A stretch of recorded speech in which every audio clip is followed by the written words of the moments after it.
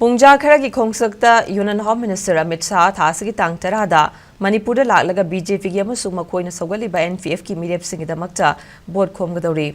The print report tawrakibagi matungina Amit Shah thaa asigi tang taragi pung tara taba matamda Imphal da thunglabaga loinana nungtil pung ahum taba matamda Imphal gi hapta kangjaibungda miyam gi mpham ama pangthokbaga loinana mahak saruk yagani hairi.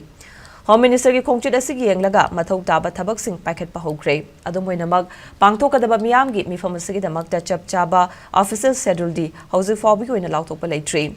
Amit Shah na Manipur da laktuna handak pangthokadoriba Lok Sabha election listing ani kunga marida Manipur gi oina inner the BJP ki meerep oiriba TS Basanta Kumar amasung BJP na sougatpa outer da NPF ki meerep oiriba Kachui Timothy Zimik ki damakta star campaigner oina vote khongbani hairi.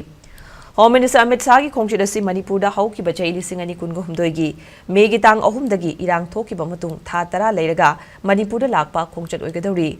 Chai aduma ki tang ahumda irang thorakpadagi thaa aduma ki tang kunga mapanda Home Minister Amit Shah Manipur da laktuda June gi tang ani fawba leibaga loinana thokliba irang asagi phibam yengsinki. Amadi security ki arrestment singi matangda Manipur lengaga watanaki. Madugi mathakta tongan furup singi luchingba amasung CSS singa unaduna wari sanaki.